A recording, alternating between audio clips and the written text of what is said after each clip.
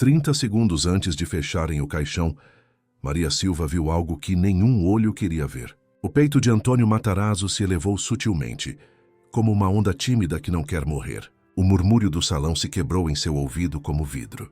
As velas cheiravam a crisântemos e parafina, e a viúva perfeita, Beatriz Albuquerque, tinha um lenço de seda que nunca se umedecia de verdade.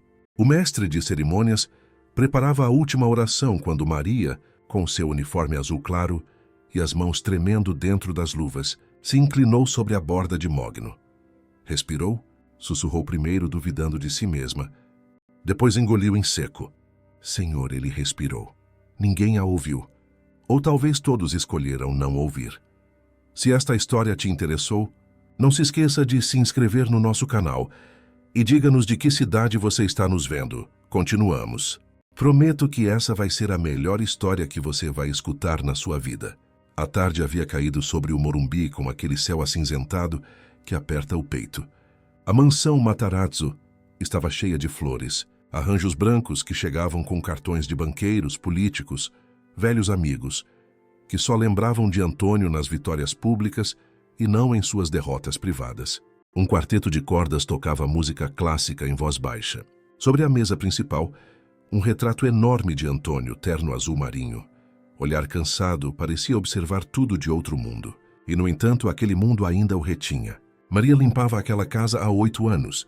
Sabia qual retrato entortava com a umidade, qual degrau rangia antes da biblioteca, qual flor o senhor Antônio preferia em novembro. Sabia também que o senhor não tolerava o sabor amargo de certos comprimidos e que, quando a senhora Beatriz começou a organizar sua farmacinha, Antônio ficava com um rastro de amargura nos lábios depois de cada refeição. Detalhes invisíveis como ela. E mesmo assim foi esse olho treinado no mínimo, na gota de cera que mancha a toalha, na poeira que se esconde sob o piano, que detectou o milagre, um tremor leve no canto da boca do milionário. Não pode ser, disse a si mesma, cravando o olhar. Não posso me enganar agora. Ao seu redor as conversas se enredavam entre rumores piedosos e curiosidade mal disfarçada. Eduardo Tavares, advogado da família e amigo íntimo demais de Beatriz, caminhava de um lado para o outro revisando papéis com gesto solene. Para Maria, bastou um olhar para sentir o fio do perigo. O homem vestia o luto com perfeição demais, como se tivesse ensaiado cada suspiro. Dona Beatriz, atreveu-se Maria, aproximando-se com respeito. Perdoe, mas me pareceu que o senhor Antônio... Beatriz a atravessou com aqueles olhos grandes de um verde frio e apoiou uma mão delicada sobre o caixão, como se acariciasse o marido pela última vez. Obrigada, Maria, sussurrou sem realmente olhá-la.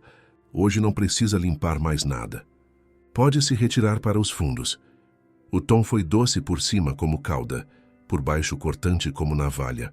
Maria recuou um passo, mas não obedeceu. Algo não se encaixava. O médico havia recomendado cremação imediata. Eduardo acelerava os trâmites. Beatriz sorria para a imprensa com uma dor perfeitamente fotogênica. Que agora essa respiração uma só, leve e insuficiente, embora suficiente para virar o destino. O mestre de cerimônias pediu silêncio. Os violinos se calaram. Ouviram-se apenas os passos dos homens que se aproximavam para fechar a tampa. 30 segundos. Maria olhou o rosto de Antônio. Um brilho mínimo umedecia o canto do olho. A cera de uma vela escorreu sobre a borda, como se o tempo também derretesse.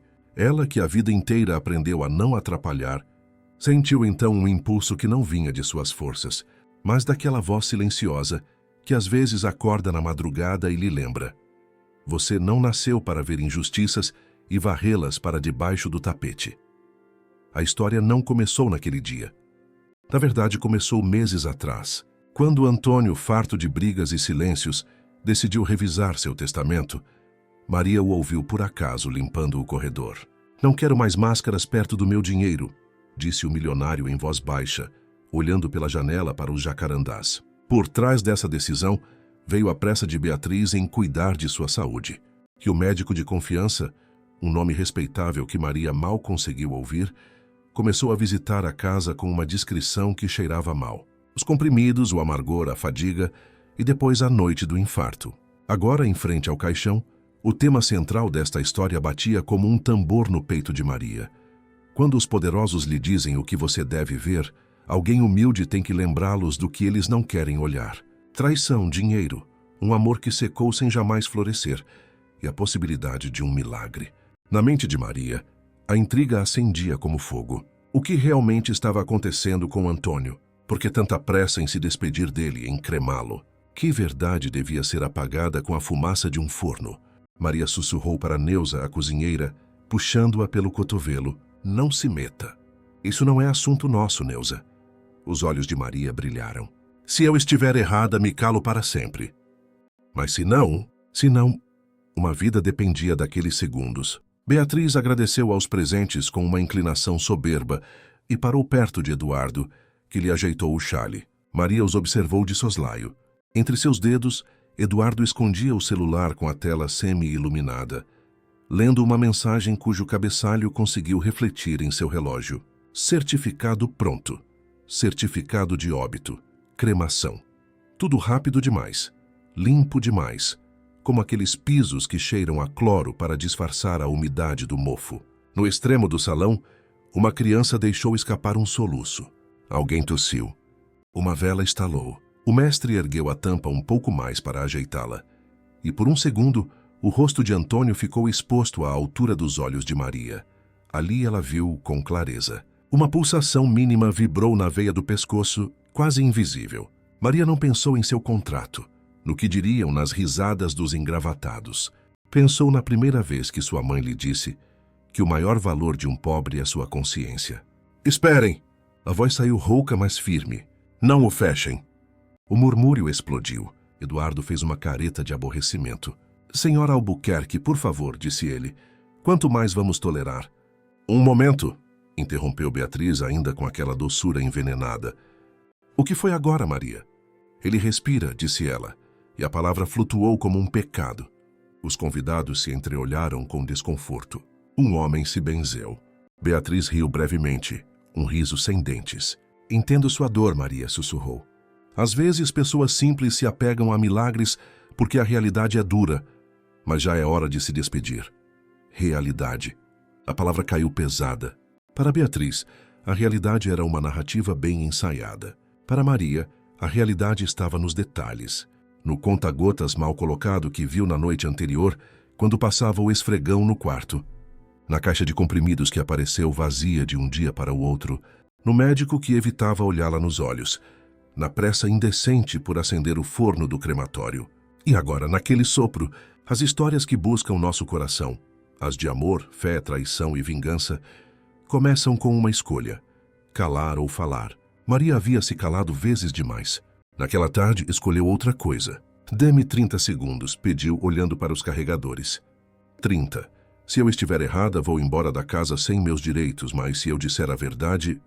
Basta, cortou Eduardo, dando um passo à frente. Aqui existem protocolos. E também existem vidas, replicou Maria, sustentando o olhar. Ou será que está com pressa, doutor? Um murmúrio de eletricidade percorreu o salão. Beatriz apertou o lenço até marcar os nós dos dedos. No relógio antigo da sala, aquele de pêndulo que Maria limpava com uma flanela especial, o ponteiro dos segundos começou sua dança final. Tac, tac, tac. O mestre de cerimônias hesitou. Os carregadores se entreolharam. 30, 29, 28. Maria aproximou o rosto a centímetros da pele de Antônio. Buscou o vapor, o tremor, o sinal de Deus ou do destino. 27, 26. Lembrou do dia em que Antônio lhe disse: obrigado por um café quente à meia-noite. 25. Lembrou a voz de sua mãe: quando duvidar, olhe 2 vezes. 24. O mundo se estreitou até se resumir à veia do pescoço daquele homem, e então ela ouviu outra vez. Uma exalação leve. Está vivo, disse com a certeza que só nasce quando o medo se quebra. O salão congelou. Eduardo empalideceu. Beatriz deu um passo atrás, apenas 1 centímetro, como se a verdade a empurrasse.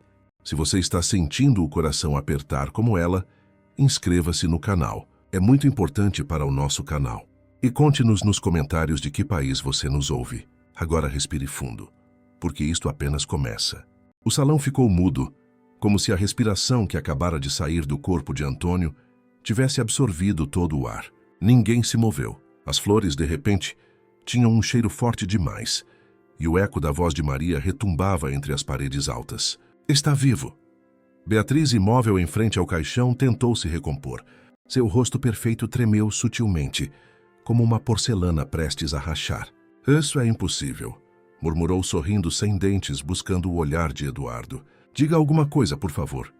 Eduardo avançou com passos firmes, seu terno preto impecável, suas mãos juntas em um gesto quase sacerdotal. Senhores, anunciou em tom grave, os nervos e a dor podem nos pregar peças.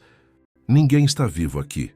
E sem olhar para Maria, acrescentou, que alguém a retire, por favor. 2 funcionários do serviço funerário se aproximaram, mas Maria deu um passo atrás e levantou a voz. Se não acreditam em mim, aproximem a mão. Ponham os dedos aqui.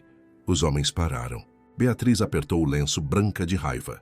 Mas então um dos carregadores, jovem e moreno, aproximou-se hesitante, estendeu a mão e a pousou sobre o pescoço do milionário.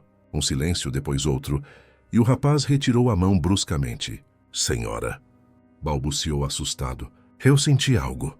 O murmúrio explodiu como uma faísca. Vários convidados se levantaram. Alguns se benzeram, outros pegaram os celulares. Beatriz deu um grito. Basta! Não vamos transformar isto em um circo. Mas já era tarde.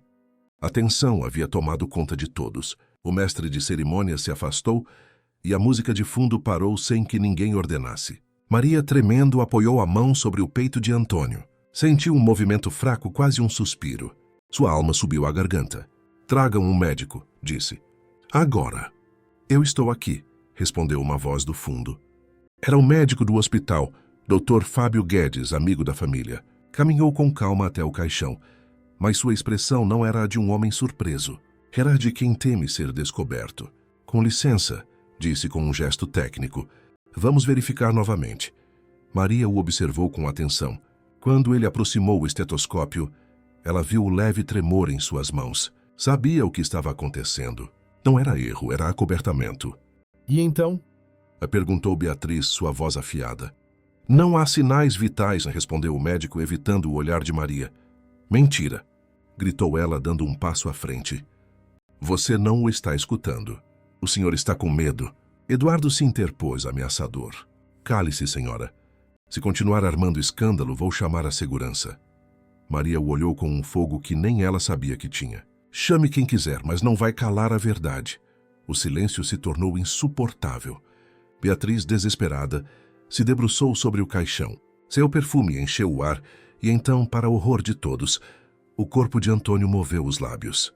Um gemido leve e rouco escapou de sua garganta. O grito que saiu do público foi unânime. Algumas mulheres caíram de joelhos. O carregador largou o caixão. Eduardo recuou 2 passos, pálido como cera. Meu Deus, sussurrou alguém. O médico ficou paralisado, sem saber o que fazer. Maria reagiu primeiro, afastou as flores, afrouxou a gravata do milionário e aproximou seu ouvido do peito dele. Ele está respirando. Está fraco, mas respira. Antônio murmurou algo ininteligível. Beatriz levou as mãos à cabeça, fingindo um desmaio. Eduardo correu para ampará-la. Tirem todos daqui, ordenou o médico. Sua voz entre o medo e a fúria. Preciso de espaço. Maria se recusou a sair. O senhor não vai matá-lo outra vez, doutor. Fábio a olhou com ódio. O que está dizendo? Digo que sei o que lhe deram, replicou ela. Eu vi os comprimidos que a dona Beatriz trouxe. Eles as trocaram há 1 mês. O médico engoliu em seco. Eduardo se virou com os olhos esbugalhados. Isso é loucura. Mas o som de uma sirene ao longe interrompeu a cena.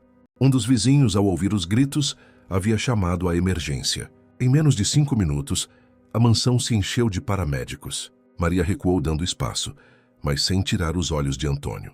Quando os enfermeiros confirmaram o pulso, um murmúrio percorreu a sala como vento entre folhas. Está vivo. O senhor Matarazzo está vivo. Beatriz tentou sair do salão, mas uma enfermeira a deteve. Senhora, por favor, espere aqui. Sua máscara se quebrou por um instante. Olhou para Maria com um ódio puro, inconfundível, e sussurrou ao passar por ela. Você não sabe o que fez, criada.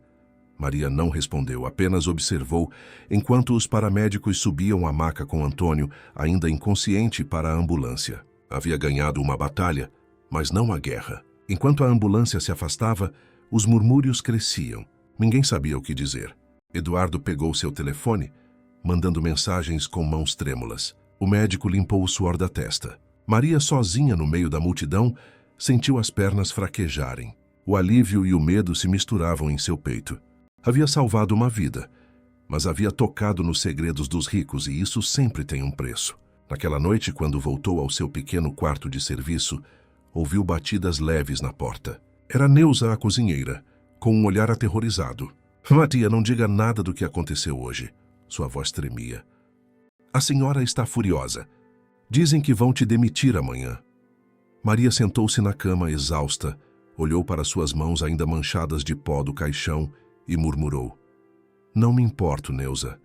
Não posso mais ficar calada. Se Deus me mostrou isso, foi por um motivo. Lá fora a cidade dormia, mas dentro da mansão Matarazzo a guerra acabara de começar.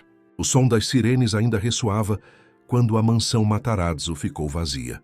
A ambulância havia levado Antônio e os convidados se dispersaram em silêncio, evitando cruzar olhares. Ninguém queria ser associado ao escândalo. Só restaram Beatriz, Eduardo e Maria, diante de um altar de flores murchas e taças de vinho intocadas.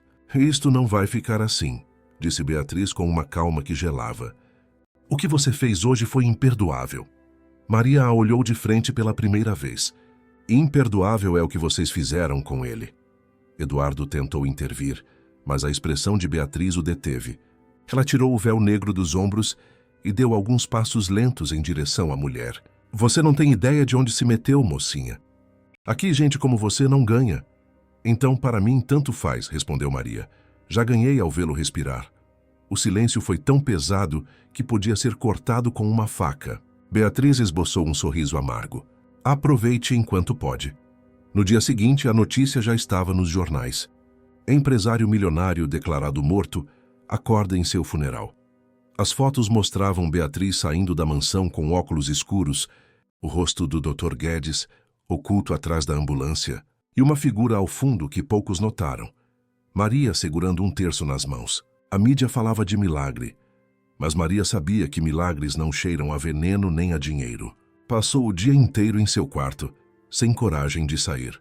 O telefone tocou várias vezes, mas ela não atendeu. Ao cair da tarde, ouviu batidas na porta. Era Neuza, com os olhos vermelhos. Vão te expulsar, Maria. Dizem que você inventou tudo, que pôs em risco a reputação da família. Não me importo. O que importa é que ele viva. E se ele morrer de novo? Sussurrou a cozinheira cruzando os braços. E se o fizerem desaparecer no hospital? Essa frase cravou um espinho em seu coração. Maria se levantou de um salto. Onde ele está internado? No hospital sírio-libanês no Itaim Bibi. Mas não vão te deixar entrar. Maria pegou sua bolsa, guardou seu terço, um caderno velho e um casaco. Então entrarei por onde não me vejam. Naquela noite a cidade brilhava sob a chuva. As poças refletiam as luzes dos carros e o barulho do trânsito parecia marcar um pulso acelerado, igual ao que ela havia sentido no pescoço de Antônio. Caminhou até o hospital e da esquina o viu. O edifício branco, as janelas fechadas, 2 seguranças na entrada. Um deles falava com um homem de terno escuro, Eduardo Tavares. O advogado fumava sob a chuva, olhando o celular. Parecia nervoso. Maria se escondeu atrás de um táxi e o observou. Ouviu-o murmurar algo ao telefone. Sim, tudo está controlado. Ninguém sabe sobre os comprimidos. O médico já assinou o necessário. Amanhã o transferimos. Transferir. Essa palavra gelou seu sangue. Se planejavam mover Antônio, era porque queriam garantir que desta vez ele morresse. Maria esperou que Eduardo se afastasse e então atravessou a rua. Procurou uma porta lateral, a da área de manutenção. Sabia como se mover em silêncio. Anos limpando pisos a haviam ensinado a não deixar rastros. Entrou sorrateiramente pelo corredor de serviço e caminhou entre sombras até ver uma porta com uma placa. UTI, acesso restrito. Ela parou. Prendeu a respiração. Lá dentro, um único segurança dormia em uma cadeira. Perdoe-me, senhor, sussurrou, mas tenho que fazer isso. Entrou sem fazer barulho. O cheiro de desinfetante era forte. Os monitores piscavam. Na cama, com tubos e curativos, estava Antônio. Sua pele pálida brilhava sob a luz fria do hospital. Maria se aproximou devagar, pegou sua mão. Ninguém vai acreditar em mim, senhor Antônio, Mas o senhor tem que abrir os olhos. Tem que fazer isso por justiça. As pálpebras dele se moveram. Apenas um gesto, mas suficiente para que ela sentisse um arrepio. De repente, a porta se abriu. Maria se virou. O Dr. Guedes estava ali, com uma pasta na mão. "O que faz aqui?" perguntou ele com a voz seca. "Só queria ter certeza de que ele está bem." "Não precisa ter certeza de nada", disse ele, fechando a porta atrás de si. "Este paciente não receberá mais visitas." Maria recuou um passo. O médico se aproximou, e em seu rosto já não havia rastro de amabilidade. "Você não entende como este mundo funciona. Há vidas que valem mais que outras." "E o senhor decidiu quais?" respondeu ela desafiadora. O médico sorriu com cinismo. "Eu apenas obedeço ordens." Maria sentiu a garganta seca. "De Beatriz." O homem não respondeu, mas seus olhos disseram tudo. Ela deu um passo atrás, fingindo calma. "Então diga a ela que ele ainda respira e que os mortos, quando voltam, costumam falar." Saiu do quarto antes que ele pudesse reagir. Lá fora, a chuva caía mais forte. Caminhou sem rumo até o ponto de ônibus, encharcada, mas com a cabeça em chamas. Sabia que não podia parar. Se havia salvado a vida de Antônio uma vez, agora devia protegê-la de quem queria terminar o trabalho. E naquele momento, sem saber, Maria deixou de ser a faxineira invisível para se tornar a única testemunha que podia destruir Beatriz Albuquerque. O amanhecer chegou cinzento, com uma garoa fina que encharcava as ruas e lavava os rastros da noite anterior. Maria não havia dormido. Passou as horas sentada na copa de seu pequeno quarto, olhando o relógio e repassando em sua mente cada palavra do médico. Eu apenas obedeu ordens. Sabia o que isso significava. Beatriz queria garantir que Antônio não voltasse a abrir os olhos jamais. Tomou um café amargo, penteou-se rapidamente e saiu rumo ao hospital. Mas ao chegar, algo havia mudado. 2 guardas novos custodiavam a entrada da UTI. Quando tentou passar, um deles estendeu o braço. "Sinto muito, senhora. Acesso restrito. Eu sou do serviço de limpeza. Trabalhei para a família", tentou explicar. "Só quero deixar isto." Mostrou uma pequena bolsa com um terço e um envelope dobrado. "É uma mensagem para o senhor Matarazzo." O guarda a observou com desconfiança. "Deixe aqui, nós entregamos." Maria hesitou. Se deixasse, talvez nunca chegasse às mãos dele. Pensou por um segundo e fingiu um tropeço. "Ai, desculpe." E enquanto o homem se abaixava para pegar o terço caído, ela deslizou o envelope por baixo da porta da área restrita. Lá dentro, uma enfermeira o encontrou minutos depois. O envelope dizia apenas: "Se ele acordar, não o deixem sozinho." Não confiem na esposa dele. Maria se afastou sob a chuva com o coração disparado. Sabia que havia arriscado demais, mas também sabia que o medo não podia mais detê-la. Na mansão, Beatriz Albuquerque olhava a capa do jornal. Seu rosto perfeito e congelado preenchia a foto.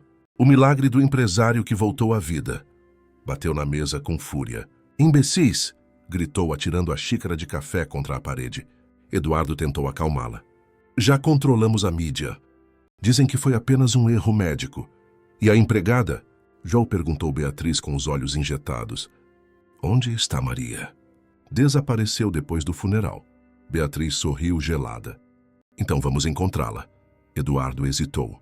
"Beatriz, tudo isto está saindo do controle. Se Antônio acordar e falar, ele não vai acordar." Ela se levantou acendendo um cigarro. "Fábio saberá o que fazer." Aproximou-se da janela, olhando a chuva bater nos vidros. Seu reflexo devolveu a imagem de uma mulher que já não chorava, apenas calculava. "Quando terminar, Eduardo, você e eu iremos embora daqui."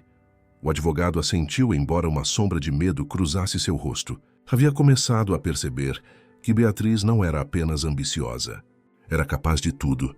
Enquanto isso, no hospital, Antônio Matarazzo abriu os olhos. A luz branca o cegou no início. Não lembrava onde estava nem por que seu corpo doía tanto. Tentou falar, mas só saiu um suspiro. Uma enfermeira correu até ele. "Senhor Matarazzo, calmo. O senhor está no hospital. Teve um colapso, mas está estável." "Minha esposa", murmurou. "Virá mais tarde, senhor." Antônio fechou os olhos, tentando ordenar as memórias. Imagens confusas se misturavam em sua mente. O jantar, o vinho, Beatriz sorrindo, um sabor amargo e depois escuridão. De repente, uma voz interna lhe sussurrou algo, 30 segundos antes de fechar o caixão. Não entendia de onde vinha essa frase, mas ela o fazia estremecer. Pediu papel e caneta. Com a mão trêmula, escreveu um nome: Maria. A enfermeira o olhou surpresa. Quem é Maria? A mulher que me salvou. Naquela tarde, Maria voltou à mansão. Não podia ficar de braços cruzados. Precisava de provas. Algo que demonstrasse o que Beatriz e o médico haviam feito. O portão estava entreaberto.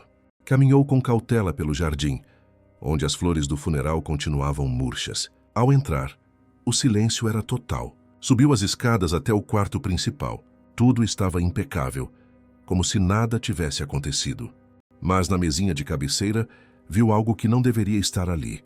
Uma caixa de remédios aberta e, ao lado, uma receita assinada pelo Dr. Guedes. Pegou o celular e tirou fotos. Depois abriu a caixa.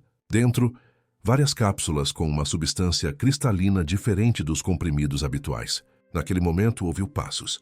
Maria se escondeu atrás das cortinas, exatamente quando Eduardo Tavares entrou. Beatriz, você está aí em cima? Perguntou. Não obteve resposta. Caminhou até a penteadeira e guardou a caixa em sua pasta. Não podemos deixar rastros, murmurou Maria. Ela o observava das sombras, prendendo a respiração. Quando ele saiu, ela esperou alguns segundos e desceu as escadas correndo. Sabia que aquelas fotos eram sua única defesa se tudo desse errado. Apertou o celular contra o peito. Agora tenho como provar, sussurrou.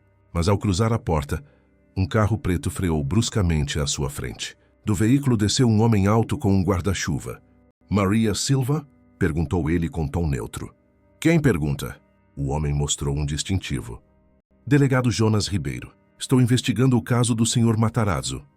Por um instante, ela pensou que era uma armadilha, mas a voz do homem parecia sincera. O que quer saber? Tudo. Ele a olhou nos olhos. Porque algo me diz que o que aconteceu naquele caixão foi uma tentativa de assassinato. Maria apertou o terço no bolso. O medo voltou a golpeá-la, mas desta vez não se sentiu sozinha. Alguém mais acreditava em sua verdade. Então, escute bem, delegado, disse ela. Vou lhe contar como tudo começou. O delegado Jonas Ribeiro a observou com uma mistura de paciência e desconfiança. Tinha o rosto marcado pelos anos e um sobretudo encharcado de chuva. Maria o olhou sem piscar, sabendo que era sua única oportunidade para que alguém acreditasse nela. Tudo começou antes do infarto, disse ela com a voz baixa. Antônio Matarazzo não estava doente. Eles o envenenaram pouco a pouco. O delegado pegou um bloco de notas. Quem? A esposa dele e o Dr. Fábio Guedes. Maria respirou fundo. E talvez também o advogado Eduardo Tavares. Jonas anotou sem emitir julgamento. Tem provas? Maria pegou o celular com as mãos trêmulas. Mostrou-lhe as fotos dos comprimidos e da receita assinada no quarto. O delegado observou a tela com atenção. Isto pode ser suficiente para um mandado de investigação, murmurou. Mas se eles são tão poderosos como diz, tentarão apagar tudo. Já estão fazendo isso, respondeu ela. Estão planejando tirá-lo do hospital.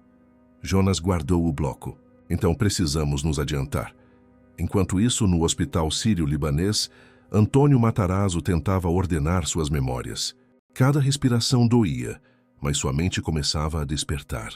Lembrou-se do último jantar. Beatriz rindo, seu perfume doce, a taça de vinho que ela insistiu em servir-lhe.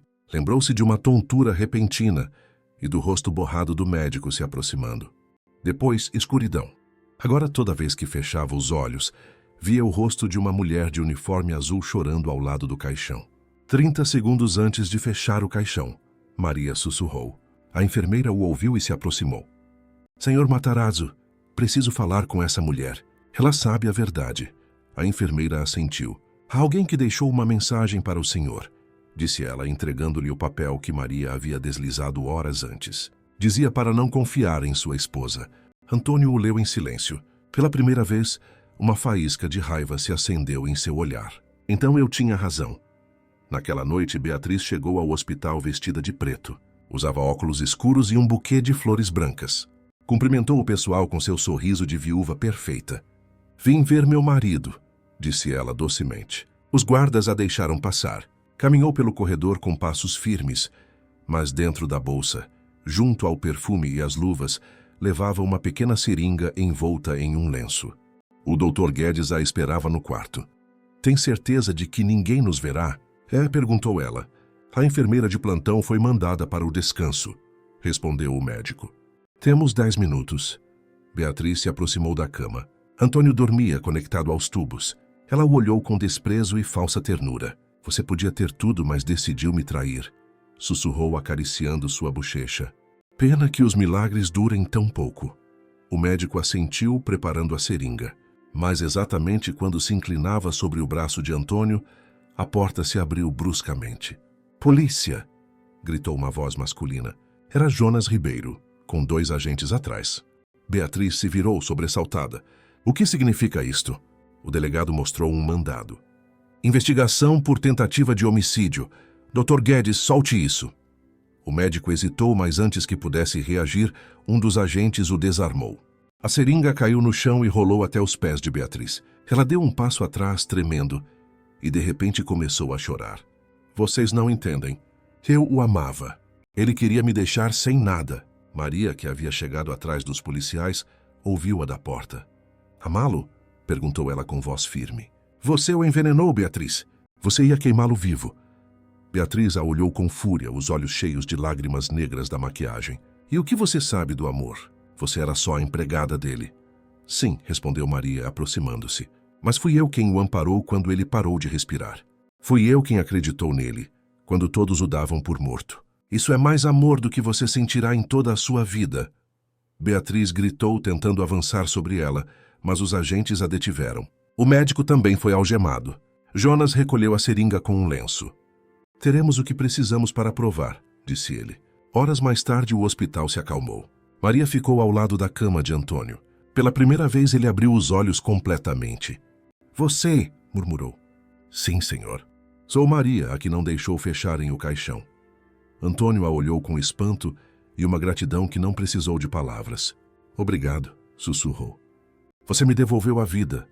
Ela sorriu levemente, com humildade. Não me agradeça. Foi Deus quem me fez olhar 2 vezes. Os monitores pitavam suavemente. Lá fora, o amanhecer clareava novamente. Maria pensou em tudo o que viveu. O medo, as mentiras, a injustiça. Mas também pensou em algo novo que crescia dentro dela. Força. Jonas apareceu na porta. A senhora Albuquerque está detida, disse ele. Confessou tudo. Seu testemunho será fundamental no julgamento. Maria assentiu, olhando para Antônio. Então isto acabou. O delegado a corrigiu com um leve sorriso. Não, senhora Silva. Isto apenas começa. Os poderosos não aceitam perder tão fácil. E ele tinha razão. Porque enquanto o sol entrava pela janela do hospital, alguém mais observava de um carro preto estacionado em frente ao prédio. Uma figura com um relógio caro e um cigarro entre os dedos. Eduardo Tavares ligou o carro, discou um número e disse ao telefone. O plano mudou. Beatriz caiu. Mas agora há outra que sabe demais. Os dias seguintes foram uma mistura de calma tensa e medo latente. Beatriz Albuquerque estava atrás das grades. O Dr. Guedes havia confessado sob pressão, e os jornais falavam da heroína invisível que havia salvado o empresário Antônio Matarazzo. Mas para Maria Silva, a paz era um luxo que ela não achava merecer. Sabia que quando uma cobra perde a cabeça, sempre resta outra pronta para morder. Antônio continuava internado, sua recuperação lenta, mas constante. Nas poucas vezes que podia falar, pedia para ver Maria. Os médicos insistiam que ele precisava descansar, mas ela encontrava uma forma de entrar às escondidas com uma garrafa térmica de café e aquele sorriso discreto que devolvia a humanidade aos dias do milionário. Nunca imaginei que alguém como você arriscaria tanto por mim, disse ele uma tarde com a voz embargada. Não foi pelo senhor, respondeu ela. Foi pela verdade. Não gosto de varrer mentiras. Antônio a olhou fixamente com uma ternura nova, uma que não sentia por ninguém há anos. Se o mundo tivesse mais gente como você, Maria, não precisaríamos de advogados nem de médicos falsos. Ela baixou o olhar encabulada. Não diga isso. Gente como eu só limpa a bagunça que os outros deixam. Não. Antônio pegou a mão dela com fraqueza. Gente como você limpa a alma daqueles que esquecemos o que vale a vida. Maria sorriu, mas por trás de seus olhos havia preocupação. Lá fora, a imprensa rondava o hospital como abutres, buscando uma foto, uma declaração, uma frase que vendesse manchetes. E entre os repórteres, Eduardo Tavares havia retornado com um disfarce diferente: terno cinza, óculos escuros e uma credencial falsa pendurada no pescoço. Entrou sem problemas, fingindo ser jornalista. Ninguém suspeitou do novo repórter do Canal 8, mas Maria o viu. Reconheceu-o imediatamente e seu coração parou. "O que ele faz aqui?" Sai perguntou ao segurança, apontando para o homem. "Diz que veio entrevistar o senhor Matarazzo." "Não o deixe passar", exclamou ela. Mas já era tarde. Eduardo caminhava direto para o quarto, com uma serenidade que dava medo. Entrou devagar, fechando a porta atrás de si. Antônio o observou da cama, confuso. "Eduardo", murmurou. "Senhor Matarazzo", disse o advogado com um sorriso envenenado. "Fico feliz em vê-lo vivo." "Você?" Antônio cerrou os punhos. "Eu sabia que você estava por trás disso."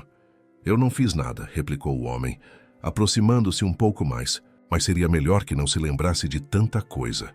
"Não lhe convém." Maria ouvia do corredor colada à parede. Não podia entrar. Havia 2 guardas por perto, mas conseguiu ouvir o tom gelado de Eduardo, aquele que não tinha dúvida nem remorso. "Beatriz errou", dizia ele. "Quis matá-lo por amor. Eu, por outro lado, só quero limpar o caminho." "O que você está dizendo?" lhe perguntou Antônio. Eduardo se inclinou, quase sussurrando. "Que os negócios que você queria denunciar ainda existem, e há pessoas que não aceitarão que você fale. Pessoas mais poderosas que você, que sua esposa, que eu. Não tenho medo. Deveria." Eduardo sorriu, deixando um envelope sobre a mesa. "Isto é um lembrete." Antes de sair, abriu a porta. Maria fingiu estar passando com uma bandeja. Ele a olhou com uma calma venenosa. "Senhora Silva", disse ele com voz cortês, "cuide bem do senhor. Ele precisa de você viva." Seus passos se afastaram pelo corredor, mas o frio permaneceu. Maria entrou em seguida. "O que ele disse?" Antônio segurava o envelope. Dentro havia uma foto. Ela e seu filho na feira, tirada às escondidas. Maria sentiu o coração despencar. "Como ele conseguiu isto?" perguntou tremendo. "Ele quer nos assustar", respondeu ele, "mas não vai conseguir." Ela balançou a cabeça. "O senhor não entende. Não é só medo, é um aviso. Vão atrás de nós." Antônio tentou se incorporar, mas a dor o obrigou a deitar-se novamente. "Então não fugiremos. Vamos enfrentá-los?" "Nós sim", perguntou ela incrédula. "Sim, Maria." Sua voz soou mais forte. "Não vou me esconder nem deixar que te machuquem." Ela quis protestar, mas algo nos olhos dele a deteve. Pela primeira vez viu nele o homem, não o milionário. O homem que havia sofrido, que havia confiado na pessoa errada e que agora, graças a ela, respirava de novo. O destino os havia unido de uma forma impossível. A invisível e o poderoso, a empregada e o patrão unidos por uma segunda chance. No entanto, enquanto falavam, Eduardo Tavares discava outro número de seu carro preto. "Sim, a primeira parte falhou", disse ao telefone. "Mas ainda há um jeito. Desta vez não haverá milagre." A poucos quilômetros, um pistoleiro recebeu a mensagem em um celular antigo. "Hospital Sírio-Libanês. Ela e ele, antes do amanhecer." A guerra contra a verdade não havia terminado. Estava apenas tomando forma. A noite deslizou sobre a cidade, com uma calma estranha, silenciosa demais para ser real.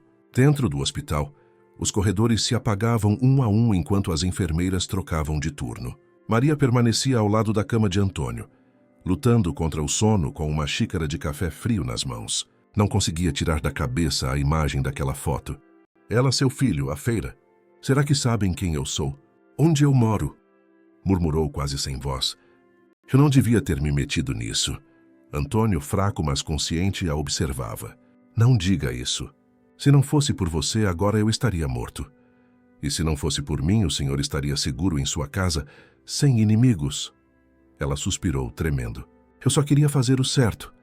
"Você fez o que poucos fariam", replicou ele com serenidade. "E isso tem um preço, eu sei. Mas não vou te deixar sozinha." Maria sorriu com tristeza. "Não é a primeira vez que me deixam sozinha, senhor Matarazzo. Já me acostumei." Antônio quis responder, mas o barulho de um trovão os interrompeu. Lá fora, a chuva havia voltado. As gotas batiam nas janelas com insistência, como se o céu tentasse avisá-los de algo. De repente, uma piscada nas luzes fez o quarto tremer. Os monitores falharam. "A luz acabou?" perguntou Maria, inquieta. Deve ser o gerador, disse Antônio, embora sua voz soasse insegura. Mas os geradores não costumam falhar 2 vezes, e o som distante de passos ecoando no corredor gelou seu sangue. Maria espiou. Ao longe, um homem de boné caminhava lento, quase arrastando os pés. Usava uma jaqueta escura molhada pela chuva. Quando passou sob a luz intermitente, ela viu o reflexo metálico de algo em sua mão. Uma arma. Correu para a porta, fechando-a com força e girando a tranca. "Senhor, tem alguém aqui!" René sussurrou. Antônio tentou se levantar, mas a dor o obrigou a ficar deitado. "Chame a segurança." Maria pegou o telefone do quarto, mas a linha estava muda. Sem pensar 2 vezes, empurrou uma mesa contra a porta. "Nos encontraram", disse Antônio. Respirou fundo, buscando calma. "Escute, Maria. Na gaveta do criado mudo há um botão de emergência. Aperte." Ela o procurou e o pressionou com força. Um alarme silencioso acendeu no painel do corredor. Mas os guardas estavam longe demais para ouvi-lo. Os passos pararam exatamente em frente à porta. Uma batida seca a fez tremer. "Hebron!" gritou uma voz grave do outro lado. "Sou da manutenção." Maria balançou a cabeça. "Não abra, senhor, não abra!" O homem bateu outra vez, mais forte. A tranca vibrou. Ela recuou procurando algo para se defender. Pegou uma bandeja de metal e um bisturi do carrinho de enfermagem. As batidas continuaram. "Se abram agora ou será pior." Antônio olhou para a janela. "O quarto tem uma saída de emergência", disse ele com dificuldade. "Mas dá para o andar de baixo." "Então pularemos", respondeu ela. "Você não pode me carregar." "Claro que posso", replicou ela com os olhos em chamas. "Eu já o carreguei na alma quando todos o deram por morto." A tranca cedeu. A porta se abriu parcialmente. O pistoleiro mostrou o rosto, coberto pela sombra. Maria atirou a bandeja com toda a sua força, acertando a mão que segurava a arma. O disparo ricocheteou no teto. Antônio gritou. E ela aproveitou o segundo de distração para empurrar o agressor com o carrinho. "Corra!"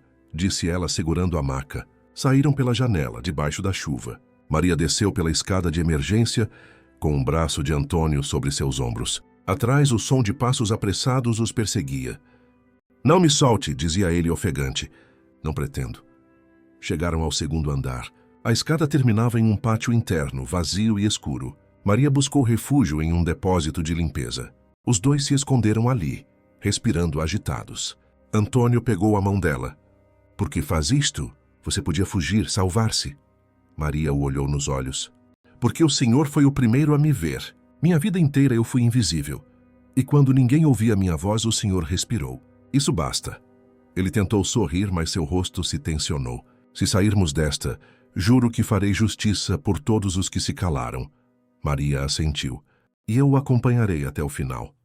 O barulho de sirenes voltou a soar à distância. Alguém havia visto o tiroteio e chamado a polícia. O pistoleiro desapareceu entre as sombras, mas eles sabiam que Eduardo Tavares não pararia. Quando, enfim, os paramédicos os encontraram, Maria estava encharcada, com o uniforme manchado de sangue e lama, mas viva. Antônio a olhou enquanto o colocavam na maca. "Você é mais corajosa do que todos os que eu conheci", disse ele com voz fraca. Ela apertou a mão dele. "Não sou corajosa, só não tenho mais medo." E naquele instante, enquanto o amanhecer começava a romper entre as nuvens, Maria entendeu que sua vida nunca mais voltaria a ser a mesma. Havia sobrevivido ao poder, ao silêncio e à morte. Agora devia sobreviver à verdade. O amanhecer abriu caminho entre os prédios do Itaim Bibi como uma ferida dourada. Os raios de sol entravam tímidos pelas persianas do novo quarto, onde Antônio Matarazzo se recuperava sob custódia policial. O cheiro de desinfetante e café velho enchia o ambiente. Maria, sentada junto à janela, não havia dormido. Seu corpo doía, mas a alma ardia mais que nunca. Desde que o atentado havia falhado, Eduardo Tavares estava foragido. A polícia o procurava, mas o homem era astuto. Conhecia as brechas do sistema, as sombras onde se esconder. O delegado Jonas Ribeiro entrou no quarto com sua habitual expressão cansada. "Bom dia." Tirou o chapéu e o deixou sobre a mesa. "Temos notícias." Maria se pôs de pé, expectante. "Encontraram-no?" "Ainda não", respondeu ele. "Mas encontramos o escritório dele vazio e os arquivos apagados. Sabemos que havia uma rede de lavagem de dinheiro por trás de tudo isso." "Antônio, você estava prestes a denunciá-la, não é?" O milionário assentiu com um gesto grave. Sim, Beatriz, Eduardo e outros empresários usavam minhas fundações para movimentar dinheiro sujo. Quando me recusei a assinar os contratos, decidiram me tirar do caminho. E teriam conseguido, acrescentou Maria, se Deus não me tivesse feito olhar 2 vezes. O delegado a olhou com respeito. Às vezes os milagres vêm disfarçados de coragem, disse ele. Mas a rede que eles operavam não para com uma prisão. É grande. Se Tavares decidir falar, muitos cairão. Ou alguém o fará calar primeiro. Antônio fechou os olhos, respirando fundo. Então eu devo falar?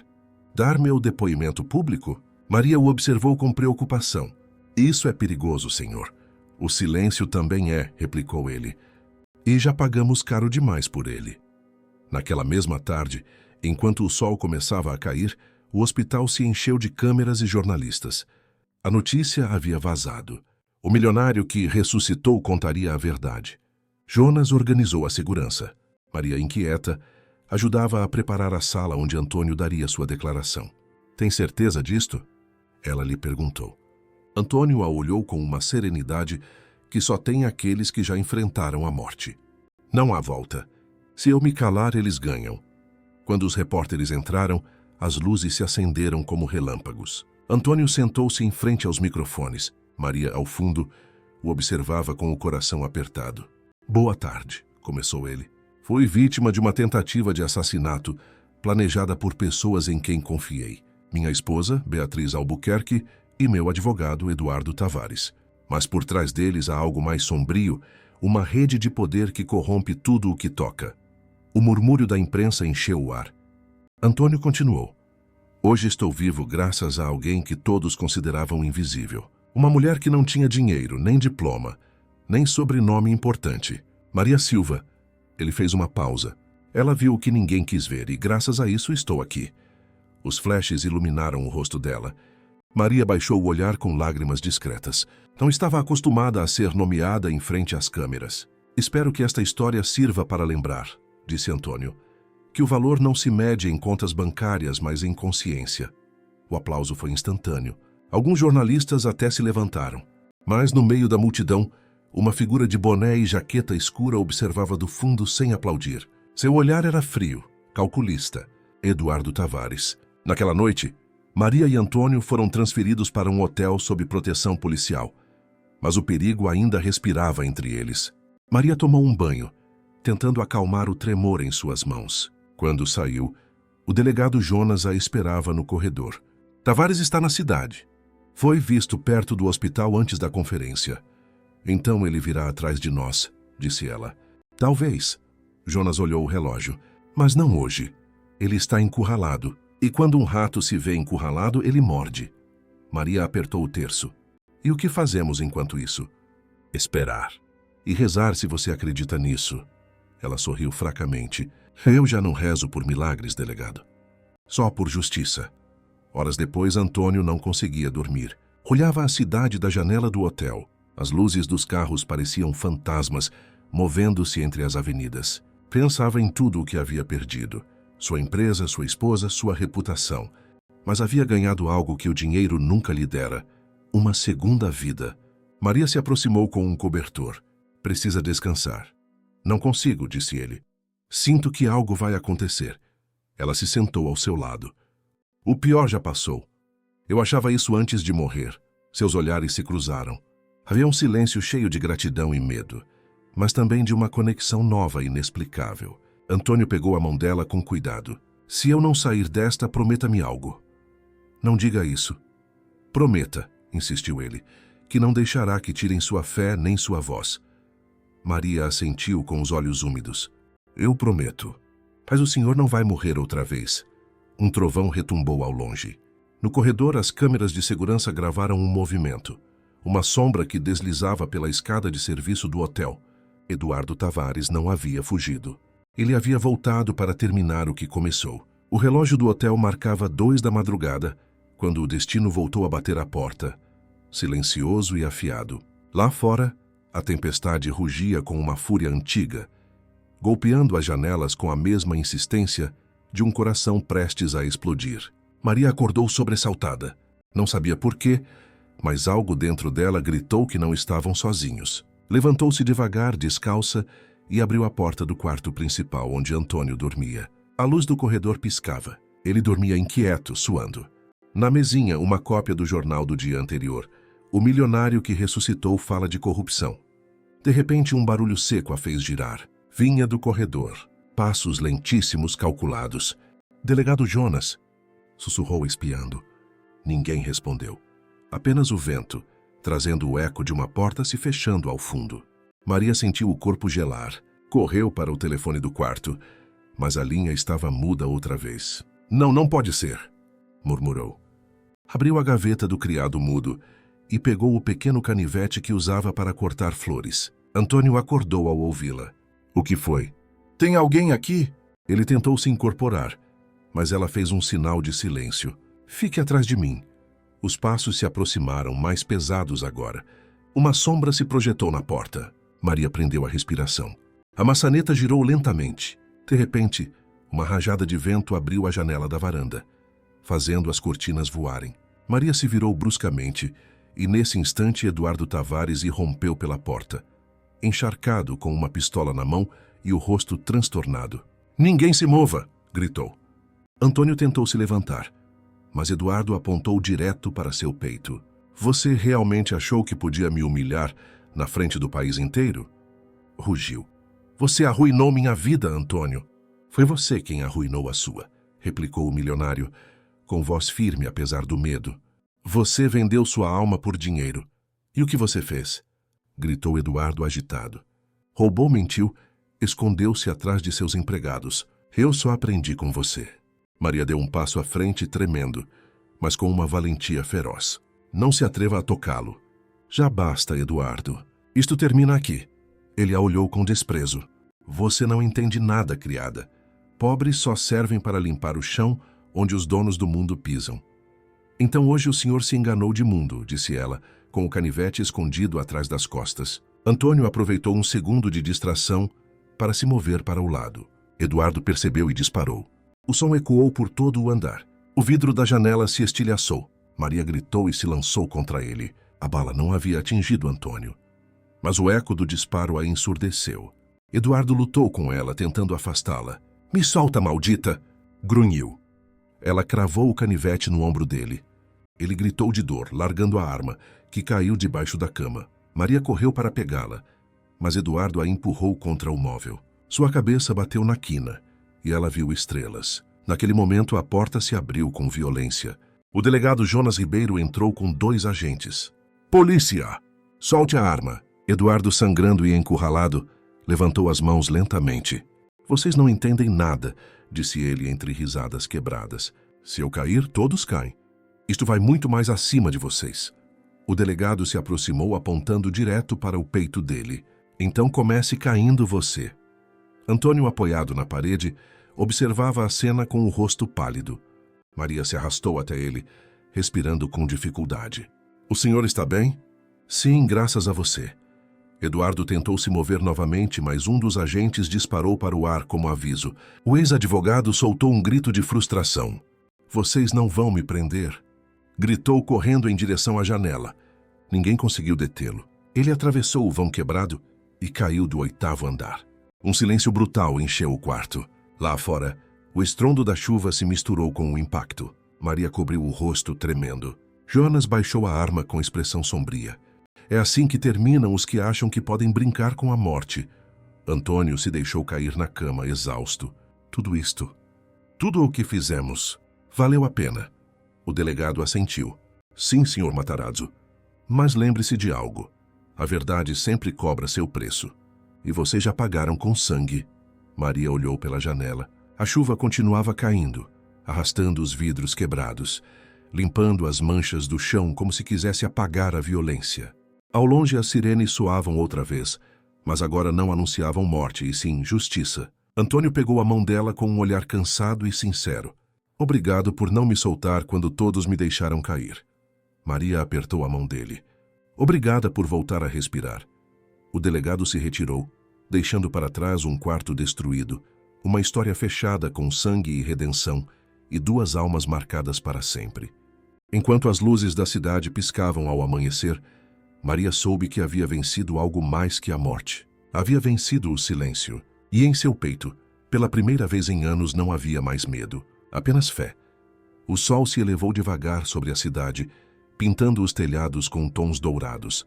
No silêncio do amanhecer, as sirenes desapareciam, e o hotel, ainda marcado pelo desastre, começava a despertar. A notícia já corria por todo o Brasil. Eduardo Tavares, ex-advogado dos Matarazzo, morre após tentativa de ataque. As câmeras esperavam do lado de fora, mas pela primeira vez em meses, Maria Silva não sentia medo. Sentia paz. Antônio, sentado em uma cadeira de rodas, olhava pela janela com o rosto cansado, mas sereno.